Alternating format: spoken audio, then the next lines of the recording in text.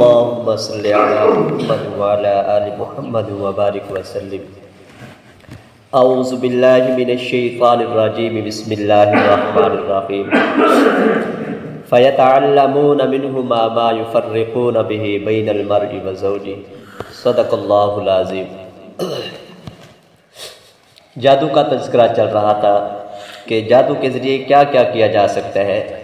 جیسے قرآن میں آیا ہے کہ وہ جادو سیکھتے اور شوہر اور بیوی کے درمیان جادو کے ذریعے فرق پیدا کر دیتے، طلاق دلوا دیتے۔ تو کل بتایا تھا کہ جادو اسباب ضعیفہ میں سے ہے، کمزور سبب ہے سب سے۔ تو اس لیے یہ جو آج کل لگا ہوا ہے کہ فلاں نے فلاں پہ جادو کر دیا، فلاں نے فلاں پہ جادو کر دیا، یہ اتنا طاقتور نہیں جتنا ہم نے جادو کو طاقتور سمجھا ہوا ہے۔ ایک تو اگر کوئی کرتا ہے تو لاکھوں میں سے 2-4 پہ جادو کا اثر ہوتا ہے۔ دوسرا وہ جو اثر ہوتا ہے وہ بھی 100% نہیں ہوتا، 50% ہوگا، 20% ہوگا، 30% ہوگا۔ یہ نہیں ہوگا کہ کوئی جادو کرے گا کہ کوئی کسی پہ یہ مر جائے تو وہ مرے گا نہیں، تھوڑا بہت بیمار ہوگا پھر ٹھیک ہو جائے گا۔ اگر جادو اللہ تعالیٰ جادو میں طاقت رکھتے تو آج کل تو جادو نے پھر دنیا میں پتہ کیا اور کیا کیا تباہی مچائی ہوتی جادو کے ذریعے، حکمرانی جادوگروں کی ہوتی ہے۔ آج کل پھر ہمیں مدارس اور سکول نظر نہ آتے، کالج نظر نہ آتے، بلکہ جادو کے گاہ نظر آتے۔ ہر کوئی جادو سکھا رہا ہوتا اور سیکھ رہا ہوتا کہ جادو کے ذریعے کام چلانا تھا نا۔ پھر تو جادو میں اتنی طاقت نہیں ہے جتنا ہم سمجھتے ہیں۔ ہاں بالکل یہ بھی نہیں ہے کہ جادو میں کوئی اثر ہوتا ہے، بالکل جیسے کہ کچھ لوگ کہتے ہیں کہ کیونکہ سائنس دانوں کی وہ کہتے ہیں کہ جادو کوئی چیز نہیں ہے، تو اس کا مطلب یہ نہیں ہے کہ جو سائنس دانوں کی دسترس میں کوئی چیز نہ آئے تو وہ اس کا پھر وجود بھی نہ ہو۔ قرآن و حدیث میں جادو کا ثبوت ملتا ہے اور جادو کا ذکر ہے، البتہ اتنا نہیں ہے جتنا ہم لوگوں نے آج کل سمجھا ہوا ہے۔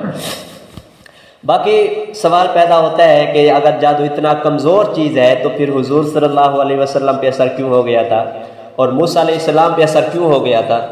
تو اس میں اللہ تعالیٰ کی ایک بہت بڑی حکمت تھی۔ وہ حکمت یہ تھی کہ حضور صلی اللہ علیہ وسلم کے معجزات کو دیکھ کر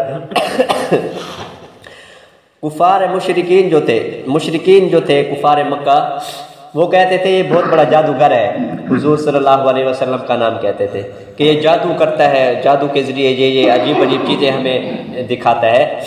حدیث میں آتا ہے کہ جب آپ صلی اللہ علیہ وسلم قرآن مجید پڑھتے تو لوگ جو تھے کفار جو تھے وہ خود بخود آ جاتے سننے کے لیے، اتنا اثر ہوتا قرآن میں سننے میں تو ان کو شوق پیدا ہوتا، وہ خود بخود آ جاتے۔ تو کفار کہتے تھے یہ جادوگر ہے، یہ اپنی آواز کے ذریعے جادو کرتا ہے اور لوگوں کو اپنی طرف کھینچتا ہے، تو یہ جادو کرتا ہے۔ اگر اللہ تعالیٰ حضور صلی اللہ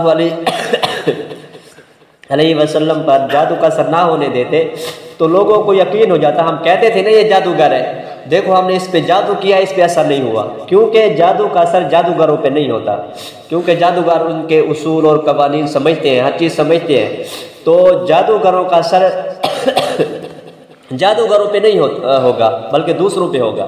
تو اگر حضور صلی اللہ علیہ وسلم پر جادو کا اثر نہ ہوتا تو کفار یہی کہتے، مشرکین یہی کہتے، ہم تو پہلے کہتے تھے یہ جادوگر ہے، دیکھیں ہم نے جادو اس پہ کیا، اس پہ اثر بھی نہیں ہوا۔ تو اللہ تعالیٰ نے جادو کا اثر کروا کے یہ بتایا کہ یہ جادوگر نہیں ہے، اور جو حضور صلی اللہ علیہ وسلم کے ہاتھ پہ جو کچھ زہر ہوتا ہے یہ معجزہ ہوتا ہے، یہ اللہ تعالیٰ کی طرف سے ہوتا ہے۔ جیسے ابو جہل آیا اپنے ہاتھوں میں پتھر لے کے، کنکر لے کے، اور کہا کہ اے محمد اگر تو بتا میرے ہاتھوں میں کیا ہے تو میں ایمان لے آؤں گا۔ تو حضور صلی اللہ علیہ وسلم نے فرمایا کہ میں بتاؤں یا جو تیرے ہاتھ میں ہے وہ بتائیں؟ تو پتھروں نے کلمہ پڑھ لیا۔ تو ابو جہل نے اسی وقت کنکر پھینک دیے اور ان کو کہا کہ تم بھی اس کی طرف ہو گئے ہو، اور کہا کہ یہ تو بہت بڑا جادوگر ہے، اس کا تو جادو پتھروں پہ بھی چل گیا ہے۔ اسی طرح جب چاند کے 2 ٹکڑوں کا معاملہ آیا، آپ صلی اللہ علیہ وسلم نے انگلی کا اشارہ اوپر کیا اور چاند کے 2 ٹکڑے ہو گئے، تو اس وقت جو وہاں موجود تھے تو کفار کہنے لگے، مشرکین کہنے لگے کہ دیکھو اس کا جادو تو چاند پہ بھی چل گیا ہے، یہ تو بہت بڑا جادوگر ہے۔ تو اس لیے اللہ تعالیٰ نے حضور صلی اللہ علیہ وسلم پر جادو کا اثر ہونے دیا، اور لوگوں کو معلوم ہو گیا کہ اگر یہ جادوگر ہوتا تو اس پہ جادو کا اثر نہ چلتا۔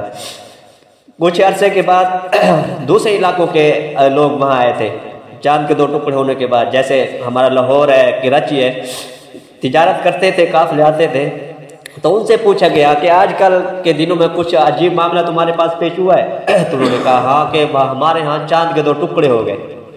تو جادو جو ہوتا ہے جس جگہ کیا جاتا ہے صرف اس جادو کا اسی جگہ اثر ہوتا ہے، دوسری جگہ پہ نہیں ہوتا۔ تو لوگ اس کو وہاں سے بھی یقین ہو گیا کہ واقعی یہ جادو نہیں تھا۔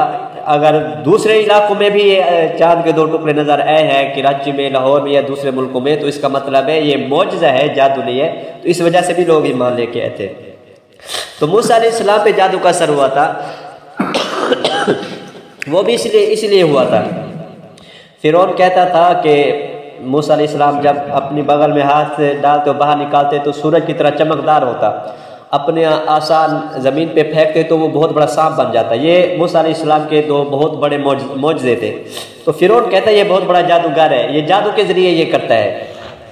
تو جب فرعون نے کہا کہ میں بھی جادوگروں کو اکٹھا کروں گا، پھر میدان لگائیں گے، مناظرہ کریں گے، دیکھیں گے کون سچا ہے کون جھوٹا ہے، تو جب سارے اکٹھے ہو گئے اور فرعون نے دنیا کے جو بہت بڑے جادوگر تھے ان کو بلا لیا، انہوں نے جادو کیا، رسیوں کو پھینکا، اور موسیٰ علیہ السلام کو ایسے معلوم ہوا کہ یہ سانپ بن کے میری طرف آ رہے ہیں۔ تو موسیٰ علیہ السلام ڈرنے لگے۔ تو اس وقت موسیٰ علیہ السلام پہ جادو کا اثر ہو گیا تھا۔ وہ اس لیے ہوا تھا کہ لوگ یہ سمجھے کہ یہ جادوگر نہیں ہے۔ اگر موسیٰ علیہ السلام جادوگر ہوتے تو موسیٰ علیہ السلام پہ جادو کا اثر نہ ہوتا، موسیٰ علیہ السلام کو یہ معلوم نہ ہوتا کہ یہ رسیاں سانپ بن گئے، بلکہ موسیٰ علیہ السلام کو یہ معلوم ہوتا کہ وہ رسیاں اپنی جگہ پہ پڑی ہے۔ تو اس وقت لوگوں کو علم ہو گیا کہ یہ جادوگر نہیں ہے۔ اگر جادوگر ہوتا تو یہ جو رسیاں انہوں نے جادوگروں نے پھینکی ہیں اور جادو کیا ہے تو موسیٰ علیہ السلام پہ جادو کا اثر نہ ہوتا۔ جب موسیٰ علیہ السلام نے اپنا عصا پھینکا اور بہت بڑا سانپ بن کے وہ رسیوں کو بھی کھا گیا، تو جادوگر وہیں پہ سجدے میں گر گئے اور ایمان لے آئے اور کہنے لگے کہ یہ جادو نہیں ہے جو موسیٰ علیہ السلام نے عصا پھینک اتنا بہت بڑا سانپ بن گیا ہے، کیونکہ جادوگر تو جادو کو سمجھتے تھے اور وہ اسی وقت ایمان لے آئے۔ ان کا ایمان لانا اس بات کی دلیل تھا کہ موسیٰ علیہ السلام نے جادو نہیں کیا اور نہ ہی یہ جادوگر ہے، یہ معجزہ ہے، کیونکہ ہم جادوگر ہیں، ہم تو جانتے ہیں کہ جادو کس طرح کیا جاتا ہے، اور کوئی جادو کرتا ہے تو جادوگروں پہ اثر نہیں ہوتا۔ اسی وقت وہ ایمان لے آئے تھے اور فرعون نے اسی وقت ان کو قید کر دیا تھا اور قتل کر دیا تھا۔ تو اس سے معلوم یہ بھی ہوتا ہے کہ جادو میں اتنا اثر نہیں ہوتا، اگر اثر ہوتا تو قرآن میں آتا ہے سحر عظیم، موسیٰ علیہ السلام نے فرعون کے نے جو جادوگر بلائے تھے انہوں نے بہت بڑا جادو کیا، انہوں نے بہت بڑا جادو کیا، اس سے بھی صرف لوگوں کے جو خیال تھے وہ تبدیل ہوئے۔ ان کو یہ معلوم ہوا کہ یہ جو رسیاں ہے یہ سانپ بن کے آ رہی ہے، حالانکہ رسیاں تو وہیں پڑی تھی۔ تو وہ جب رسیوں کو سانپ نہیں بنا سکے اتنے بہت بڑے جادو سے، تو دوسرا وہ کام کیا کر سکتے ہیں؟ اگر ان کے پاس اتنی بڑی طاقت ہوتی تو جب فرعون ان کو جادوگروں کو قتل کر رہا ہوتا تو وہ فرعون پہ جادو کر دیتے، حالانکہ فرعون نے ان کو قتل کروا دیا تھا۔ باقی انشاءاللہ کل بیان کریں گے کہ جادو کا توڑ کیسے کیا جاتا ہے اور جادو کے خاتمے کے لیے کیا کیا اعمال کیے جاتے ہیں، یہ انشاءاللہ کل بتائیں گے۔ اللہ تعالیٰ عمل کی توفیق عطا فرمائے۔